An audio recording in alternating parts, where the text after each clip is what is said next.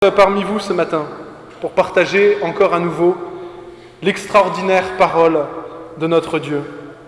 Et avant de commencer ce moment, je vous invite à ce que nous nous remettions ensemble dans la prière. Prions. Seigneur notre Dieu, il n'y a pas d'autre Dieu que toi. Tu es le créateur de l'univers, tu es celui qui a créé la vie. Tu es celui qui a fait les atomes, les cellules. Et nous te remettons, Seigneur, nos vies. Nous te prions, Seigneur, pour que les moyens que tu as institués sur cette terre pour nous lier à toi, qu'ils aient de l'efficacité dans notre cœur. Nous savons, Seigneur, que ta parole est vie, que ta parole est esprit, parce que tu as promis que là où était ta parole, là agissait l'Esprit Saint. Alors nous te demandons, Seigneur, pour que ce matin ta parole agisse, afin qu'elle nous donne la vie et que nous ayons communion à toi par le Saint-Esprit. Dans le nom de Jésus, Amen. Ce matin, je vous demande un petit peu d'imagination. Imaginez, nous sommes en France, en l'an 2041, c'est-à-dire dans 20 ans, et imaginons que la société a un peu changé. En 2041, pour lutter contre le terrorisme et pour lutter contre les extrémismes, le gouvernement a mis en place un pass citoyen.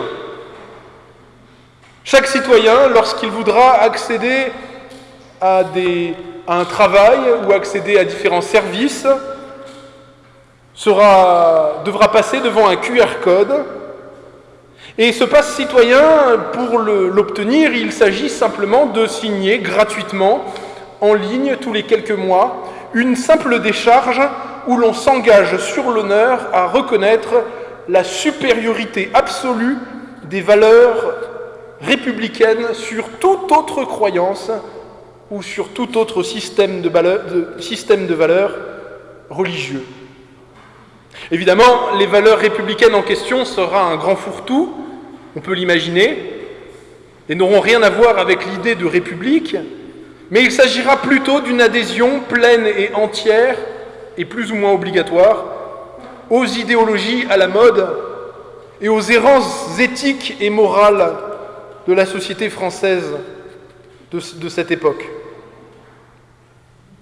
Imaginez un petit peu qu'en 2041, le simple fait de professer des convictions chrétiennes aussi simples que Jésus est la vérité, il est le seul chemin vers la vie éternelle, ou la vie commence dès la conception, ou encore que le mariage est une alliance entre un homme et une femme pour toute la vie, que de telles convictions vous empêchent de signer cette décharge et vous rendent la vie impossible, vous condamnant petit à petit à la mort sociale, vous privant de liberté, voire vous conduisent à la mort tout court. Si un tel cas devait advenir dans les 20 prochaines années ou 30 prochaines années, que ferions-nous? Que feriez-vous? Et moi, qu'est-ce que je ferais? Une chose est certaine, il faudrait alors beaucoup de courage. Beaucoup de courage pour tenir ferme et demeurer un témoin du Christ dans des conditions qui deviendraient de plus en plus difficiles. Ce courage, Dieu le donne pourtant au quotidien à des millions de chrétiens qui vivent dans des conditions, comme je l'ai un peu imaginé, voire des conditions pires, en Chine, en Corée du Nord et dans beaucoup de pays musulmans. Si ce matin je commence avec cette introduction, c'est parce qu'en fait nous poursuivons notre série de prédications sur le livre des Actes des Apôtres et que le passage qui va nous occuper ce matin se trouve au chapitre 6 et 7. Nous allons entendre parler d'Étienne. Étienne était un diacre, c'est-à-dire un serviteur de l'église de Jérusalem. Un homme qui s'occupait de prendre soin des gens et d'aider notamment ceux qui avaient des besoins matériels. Mais Étienne fut plus que cela, puisqu'il fut aussi le premier martyr de l'histoire de l'Église. Vous allez voir, le texte de ce matin nous pose une question.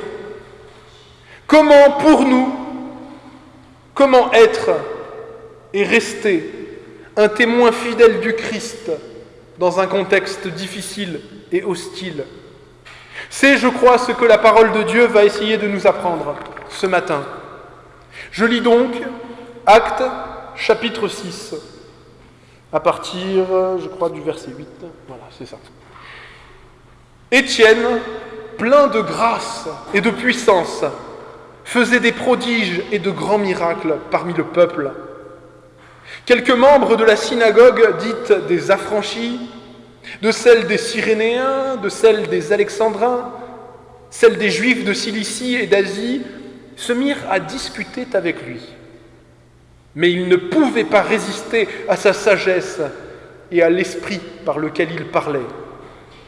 Alors ils payèrent des hommes qui dirent « Nous l'avons entendu proférer des paroles blasphématoires contre Moïse et contre Dieu. » Ils émurent le peuple, les anciens et les scribes, et se jetant sur lui, ils le saisirent et l'emmenèrent au Sanhédrin, c'est-à-dire devant le grand conseil. Ils produisirent de faux témoins qui dirent « Cet homme ne cesse de proférer des paroles contre le temple et contre la loi. Nous l'avons entendu dire que Jésus, ce Nazaréen, détruira ce lieu et changera les coutumes que Moïse nous a données. » Tous ceux qui siégeaient au Sanhédrin, ayant fixé les regards sur Étienne, son visage leur apparut comme celui d'un ange. Le souverain sacrificateur se leva et dit « Les choses sont-elles ainsi ?» Étienne répondit « Hommes, frères et pères, écoutez !» Et puis là, Étienne se lance dans tout un long discours que je vous abrège, parce qu'il remplit pratiquement tout le chapitre 7 et le chapitre 8. Étienne se met à raconter toute l'histoire d'Abraham, comment Dieu a parlé à Abraham et a donné une promesse à Abraham. Puis il raconte l'histoire de Joseph, Joseph qui avait été vendu par ses frères, mais qui finalement est devenu le grand vizir de toute l'Égypte et a sauvé ses frères et toute sa famille de la famine. Étienne raconte ensuite comment Moïse a été envoyé par Dieu pour sauver le peuple hébreu de l'esclavage en Égypte. Et comment tout au long de l'histoire, le peuple hébreu a continué à être rebelle envers le vrai Dieu. Et même une fois délivré, le peuple hébreu a adoré un veau d'or au Sinaï. Et lorsque le peuple hébreu a hérité de la terre promise et que Dieu a enfin établi son temple à Jérusalem, les Hébreux, là encore, ont désobéi et adoré d'autres dieux. Aussi Dieu a lui-même fait détruire son propre temple et les a déportés en exil à Babylone. Et Étienne ensuite s'adresse à son auditoire et leur dit ceci. Je crois que là ça peut s'afficher. Hommes au cou raide, incirconcis de cœur et d'oreille, vous vous opposez toujours au Saint-Esprit. Ce que vos pères ont été, vous l'êtes aussi. Lequel des prophètes vos pères n'ont-ils pas persécuté? Ils ont tué ceux qui annonçaient d'avance la venue du juste, que vous avez livré maintenant, et dont vous avez été les meurtriers. Vous qui avez reçu la loi par le ministère des anges et qui ne l'avez pas gardée. En entendant ces paroles, les Juifs étaient furieux dans leur cœur et ils grinçaient des dents contre lui. Mais Étienne, rempli du Saint-Esprit et fixant les regards vers le ciel, vit la gloire de Dieu et Jésus debout à la droite du Père. Et il dit, « Voici, je vois les cieux ouverts et le Fils de l'homme debout à la droite de Dieu. » Ils poussèrent alors de grands cris et en se bouchant les oreilles, ils se précipitèrent tous ensemble sur lui. Ils le traînèrent hors de la ville et à coups de pierre, ils le tuèrent. Ceux qui étaient là avaient déposé leurs vêtements aux pieds d'un jeune homme appelé Saül ou Saül. Et ils lapidaient Étienne qui priait et disait « Seigneur Jésus, reçois mon esprit ». Puis, s'étant mis à genoux, il s'écria d'une voix forte « Seigneur, pardonne-leur ce péché ». Et après ces paroles, il s'endormit.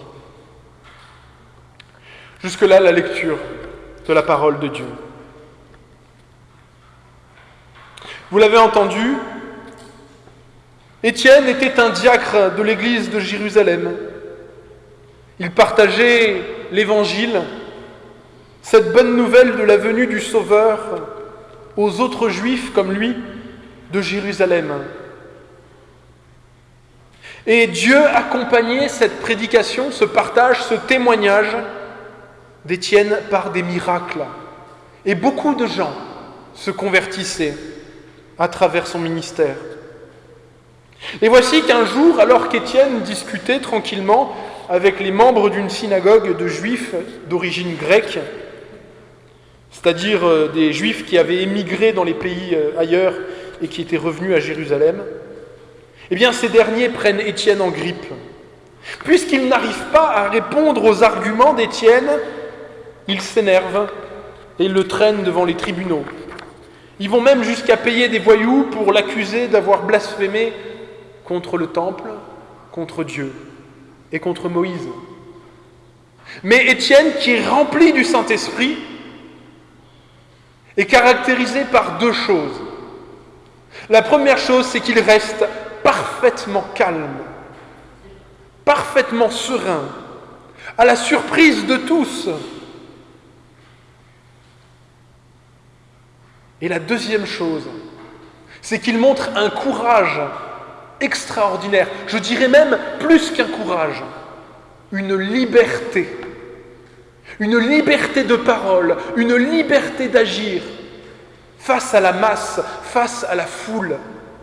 Il est libre. Personne ne peut le contraindre à quoi que ce soit. Et lorsque le souverain sacrificateur, qui est le président de ce tribunal religieux, lui demande de répondre de ce dont on l'accuse, Étienne commence tranquillement son discours en rappelant, depuis l'histoire d'Abraham, toute l'histoire du peuple hébreu et de la promesse que Dieu a faite à l'humanité.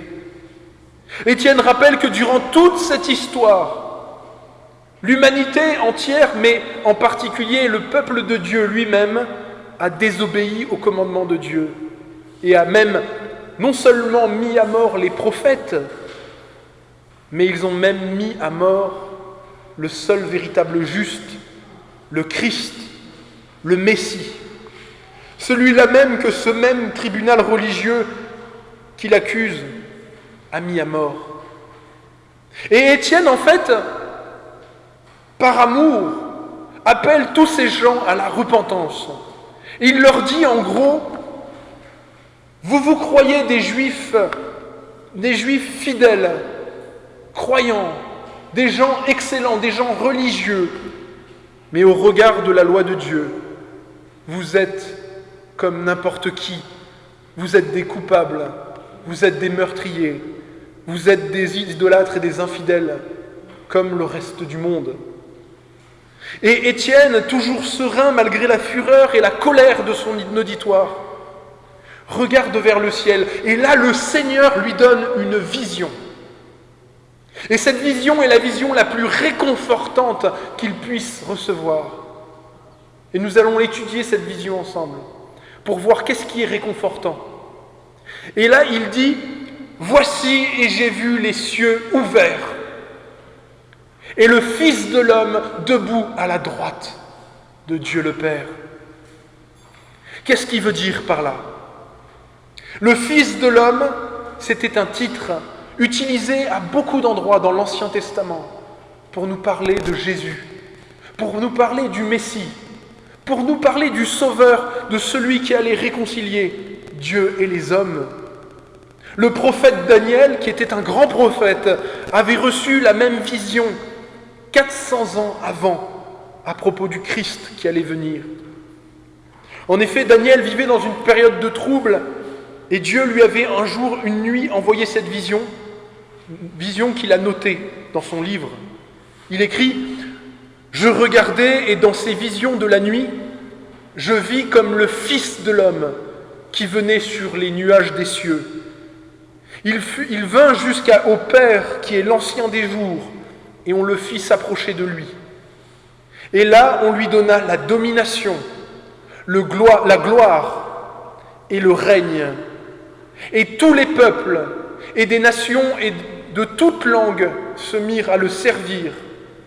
Et sa domination est une domination éternelle qui n'aura pas de fin.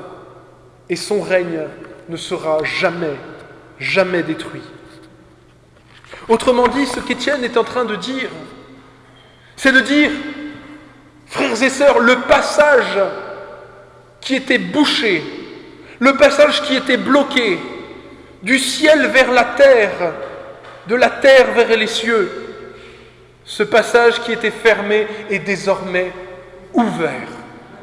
J'ai vu les cieux ouverts, et j'ai vu le Christ, Jésus, le Fils de Dieu, vivant, ressuscité d'entre les morts. Il est au ciel, il est souverain, il est le Tout-Puissant, il règne, il est à la droite du Père, il est le roi.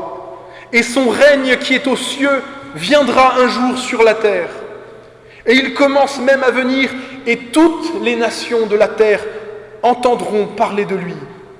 Et un jour viendra où des gens de toute race, de tout peuple, le reconnaîtront comme leur sauveur, comme le Christ, le Messie.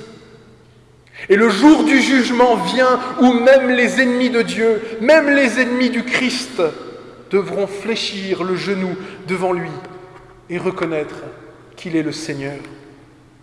Voilà, en l'occurrence, ce que Étienne était en train de leur dire en leur rapportant cette vision. Et ce qui est extraordinaire, c'est que il leur dit ça avec un tel courage, un tel calme, que eux, le tribunal qui avait commencé dans les formes, vous savez, comme lorsqu'on est en jugement, les choses se font toujours avec ordre. Le président de séance s'était levé et avait dit à Étienne « Expliquez-nous de quoi vous êtes accusé, etc. » Eh bien, le texte nous dit que lorsque Étienne a terminé de leur raconter cette vision, ils sont tellement furieux qu'ils arrêtent le procès, en fait. Il n'y a pas de jugement, il n'y a pas de verdict. Les juges qui étaient paisiblement assis sur leur chaise se lèvent. Ils ne le jugent même pas en bonne et due forme. Ils l'attrapent. Ils l'emmènent hors de la ville pour le tuer dehors.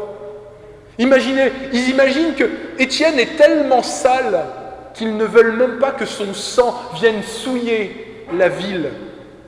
Et à peine sortis de la ville, ils prennent les premières pierres qui leur viennent, ils mettent de côté leur manteau pour être un peu plus à l'aise, et ils le tuent avec des pierres. Comme de la même manière que Caïn avait tué Abel. Et entre-temps, ils ont tout juste eu le temps de demander à un jeune homme qui était parmi eux, un pharisien, de garder leur manteau, parce que sait-on jamais, il ne faudrait quand même pas que quelqu'un vole le manteau pendant qu'ils sont occupés à assassiner un homme. Ce jeune homme, il deviendra un jour l'apôtre Paul. Il connaîtra lui aussi le martyre. Ce qui est extraordinaire, c'est que, je ne sais pas si vous vous souvenez, mais quand Jésus est mort à la croix, il avait eu cette prière, il avait dit « Père, pardonne-leur car ils ne savent pas ce qu'ils font. » Et Dieu avait répondu à sa prière en sauvant immédiatement un des brigands qui était à la croix et qui se moquait de lui juste avant. Et ici, lorsque Étienne a fait cette prière, il dit « Seigneur, ne leur compte pas ce péché. » Et le Seigneur a répondu à cette prière. Il a sauvé Saül plusieurs années plus tard en réponse à cette prière. Et je vous le dis, peut-être que dans votre vie vous êtes persécutés. Peut-être qu'il y a des gens qui, alors peut-être pas pour votre religion, mais vous haïssent parce que vous essayez de marcher dans l'intégrité. et la vérité. Peut-être êtes-vous haï injustement. Si vous priez pour ces gens, sachez que le Seigneur prend un grand plaisir, non seulement à votre prière, mais il prend un grand plaisir à y répondre aussi. Peut-être même, comme Étienne, faudra-t-il attendre votre mort. Mais le Seigneur, je le sais, y répond de façon particulière. Alors priez pour ceux qui vous persécutent et qui vous font du mal. Bénissez-les. Et qui sait si le Seigneur ne leur donnera pas un cœur nouveau. Une chose marquante dans ce texte, c'est qu'Étienne s'est adressé directement à Jésus. Il a dit « Seigneur Jésus, reçois mon esprit ». Et ensuite il dit toujours « Seigneur », c'est-à-dire « Seigneur Jésus, ne leur compte pas ce péché ». Remarquez qu'ici, Étienne n'a aucun doute sur l'identité même du Christ. Il sait que Jésus est omniscient, omnipotent, que Jésus reçoit l'Esprit qui ne vient d'abord qu'à Dieu, que Jésus peut pardonner ses persécuteurs. 3 choses que Dieu seul peut faire. Le Christ n'est autre que Dieu venu sur terre. C'est une vérité biblique absolument qu'on ne peut pas passer, qu'on ne peut pas mettre de côté. Et je termine dans le commentaire sur ces derniers mots. Après s'être confié ainsi dans le Seigneur, le texte nous dit « Étienne s'endormit ». S'endormir.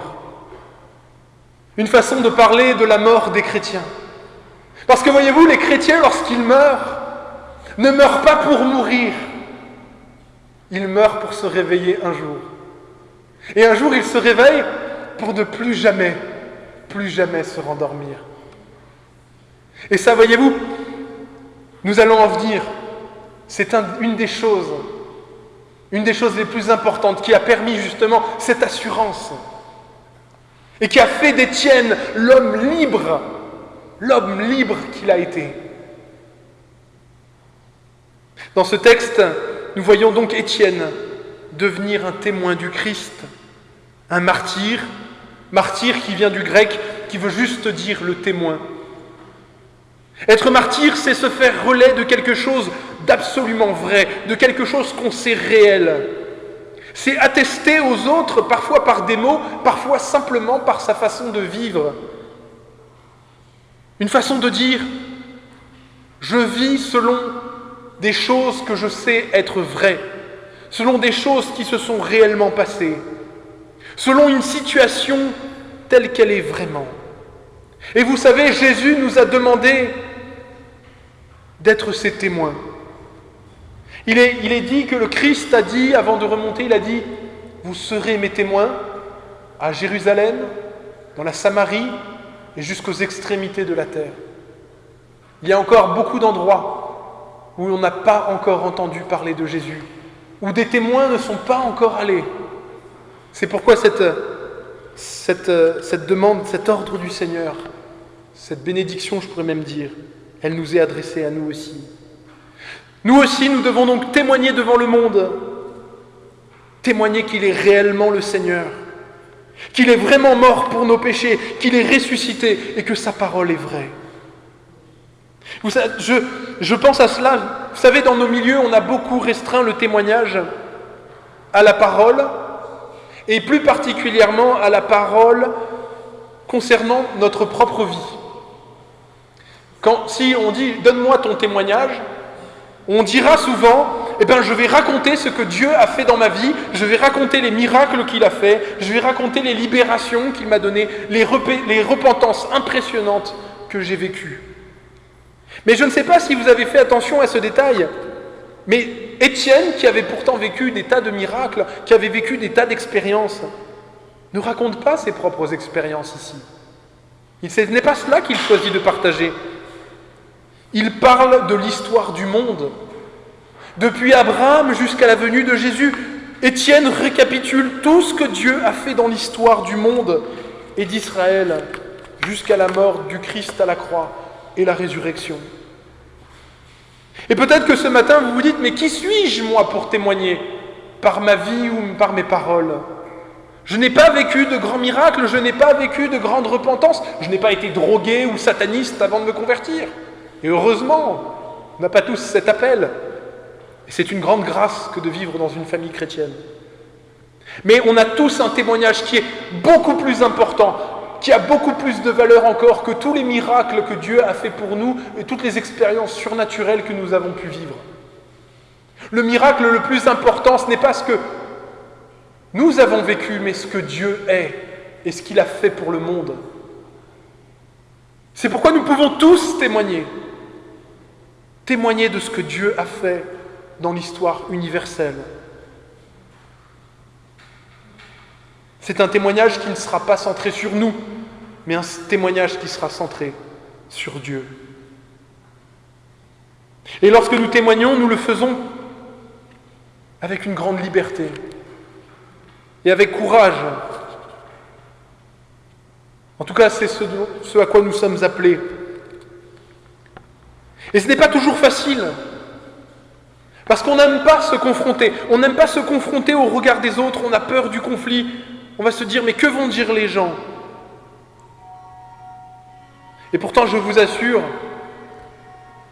témoigner, ça fait du bien à deux types de personnes. Témoigner fait du bien à ceux qui entendent, et témoigner fait du bien à celui qui témoigne. Parce que témoigner, c'est une façon extraordinaire pour tout chrétien de grandir dans la foi. Pourquoi ? Pourquoi ? Simplement parce que ça nous oblige personnellement, nous tous, êtres humains, nous aimons bien les zones grises. Et vous savez comment la vie est pleine de zones grises. Comment nous sommes si facilement pris dans les compromissions.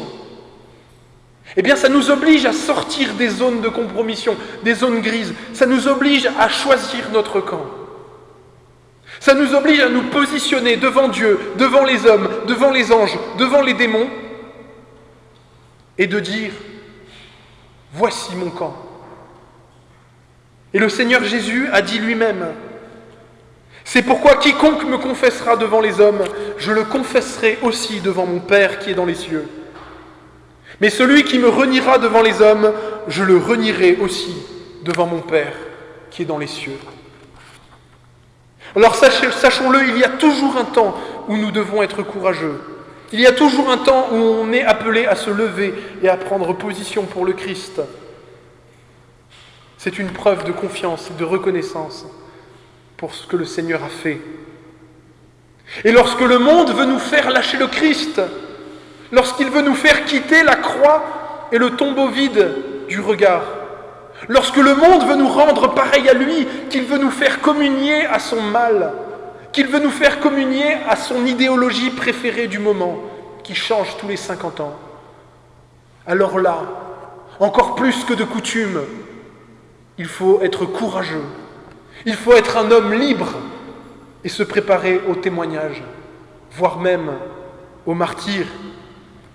Je suis particulièrement touché par l'un des premiers témoignages de martyrs extra-bibliques, c'est-à-dire en dehors de la Bible, que nous ayons. Il s'agit du martyre d'un homme qui s'appelait Polycarpe et qui est mort vers 120 après Jésus-Christ. Polycarpe était un homme qui avait connu l'apôtre Jean, qui avait grandi avec l'apôtre Jean. Il avait grandi au pied de l'apôtre Jean lorsque l'apôtre Jean était vieux. Et Polycarpe était devenu le pasteur de l'église d'Éphèse. Et un jour, le proconsul romain, obéissant aux ordres de l'empereur, avait fait appliquer la loi en disant que tout homme il était interdit de proclamer autre que César, Dieu est sauveur. Seul César était Seigneur et sauveur, et proclamer un autre homme était puni de mort. Et le proconsul avait pris Polycarpe et lui avait dit « Blasphème contre le Christ, et je te libère sur le champ. Tu seras un homme libre. » Mais Polycarpe lui a répondu « Je ne vais te le dire qu'une seule fois, et sache-le, j'appartiens à Jésus. Voilà 86 ans que je sers le Christ, et je suis déjà un homme libre. Pourquoi blasphémerais-je ? Pourquoi ferais-je ce choix ? Le Christ ne m'a jamais fait aucun mal, il ne m'a fait que du bien. Comment pourrais-je insulter celui qui est mon sauveur et mon roi ? Suite à ces paroles, Polycarpe a été amené. Ils ont voulu le livrer aux lions et les lions ne l'ont pas mangé. Alors ils l'ont livré aux flammes. Voyez, être prêt au témoignage, c'est en fait une conséquence naturelle du fait qu'on croit vraiment en Jésus.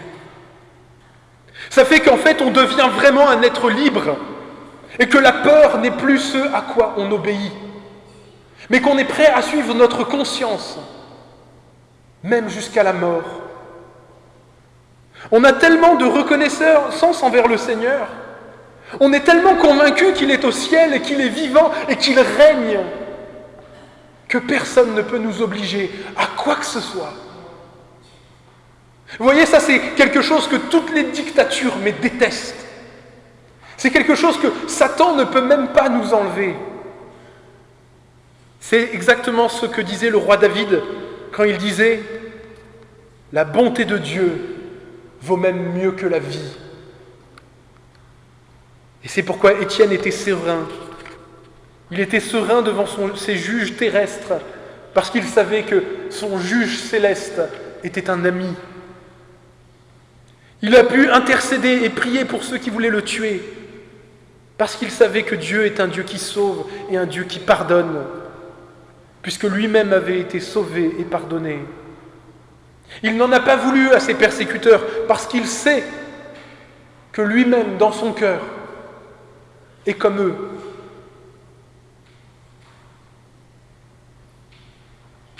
Sachez-le bien, ce n'est pas pour des gens bien comme il faut que Jésus est mort à la croix, c'est pour des gens qui étaient même des ennemis de Dieu. Lorsque nous étions encore sans force, nous dit l'apôtre Paul, Christ, au temps marqué, est mort pour des impies. Et Dieu prouve son amour envers nous lorsque nous étions encore des pécheurs. Christ est mort pour nous. C'est pourquoi Étienne a pu s'endormir en paix et demander avec confiance à Jésus de recevoir son esprit. Alors qu'il s'apprêtait pour ce grand voyage, il savait que le chemin était libre, les cieux étaient ouverts, et que Jésus le Christ, qui était mort pour lui, l'accueillait. Pour lui, la mort ne sera qu'un doux sommeil dans la présence réconfortante de Dieu son Père, de Jésus son frère et du Saint-Esprit son ami, jusqu'au jour de la résurrection, où nous aussi, nous serons ressuscités d'entre les morts. Alors ayons courage en toute situation. Témoignons là où c'est nécessaire, par nos actes ou par nos paroles. Menons notre vie en sachant que nous avons au ciel un trésor plus inestimable que tout ce que le monde peut nous enlever. Le Seigneur Jésus nous a dit ces choses. Bien sûr, il y a des temps où nous ne vivons pas la persécution. On ne livre pas toujours les chrétiens au lion, mais il arrive qu'il y ait des persécutions plus ou moins fortes, plus ou moins subtiles. Et nous sommes appelés à demeurer des êtres libres. Nous sommes les plus libres de tous les hommes. Face aux idéologies, face aux foules, face au gouvernement, nous croyons en Jésus. Et nous savons que cela peut impliquer d'être prêt à perdre des tas de choses ici-bas pour la gloire de son nom. Le Christ nous a dit « Si le monde vous déteste, sachez qu'il m'a détesté avant vous. Si vous étiez du monde, le monde vous aimerait parce qu'il aime ce qui est à lui. Mais vous n'êtes pas du monde, parce que je vous ai choisi du milieu du monde. Et à cause de cela, le monde vous hait. Souvenez-vous de la parole que je vous ai dite, le serviteur n'est pas plus grand que son maître. Et s'ils m'ont persécuté, ils vous persécuteront aussi. Mais s'ils ont écouté et gardé ma parole, ils écouteront et garderont aussi la vôtre. Frères et sœurs, n'ayons donc jamais peur, car notre Seigneur règne. Il a vaincu la mort. Il est vivant. Et notre seule véritable richesse en ce bas monde, c'est l'amour de Dieu manifesté pour nous à la croix. Et son règne vient, et il demeurera pour les siècles des siècles. Amen. Alors je vous laisse avec une méditation pour cette semaine. C'est une question méditative. Cette semaine, demandez-vous en conscience, à l'heure actuelle, que seriez-vous prêt à perdre pour Jésus ? C'est une question qui n'est pas facile. Et il est normal que devant une telle question, on se sente tous bien petits. Mais le but de cette question n'est pas de nous laisser dans l'incertitude, mais de nous rappeler que nous devons régulièrement trouver notre force, notre courage, notre liberté et notre paix dans le fait que Jésus nous aime et qu'il a vaincu la mort pour nous et que nous n'avons plus à avoir peur, ni de la mort, ni des autres. Voilà, je crois que c'était ce que le Seigneur voulait nous rappeler en ce dimanche matin. Et maintenant, pour conclure, je vais prier. Prions. Seigneur notre Père et notre Dieu, en envoyant Jésus vaincre la mort, en venant sauver des hommes qui n'étaient pas meilleurs que les autres, et en venant les sauver de la boue et de la fange où l'humanité s'était mise, tu as voulu, Seigneur, créer un peuple de lions, un peuple courageux, un peuple d'hommes libres qui ne plient l'échine devant personne d'autre que toi. Alors Seigneur, tu rends ton peuple victorieux, que ce soit devant les califes, que ce soit devant les papes, que ce soit, Seigneur, devant les dictateurs, que ce soit, Seigneur, devant les tentations du monde. Tu rends, Seigneur, ton peuple victorieux. Oui, Seigneur, avec toi, nous avons un trésor qui mérite, qui vaut même mieux que notre vie ici-bas. Alors nous te demandons, Seigneur, de nous rendre courageux, de faire croître notre amour et notre courage et notre liberté en toi. Glorifie-toi, Père, dans le nom de Jésus, notre Seigneur. Amen. Et nous chantons le chant « Victoire au Seigneur de la vie ».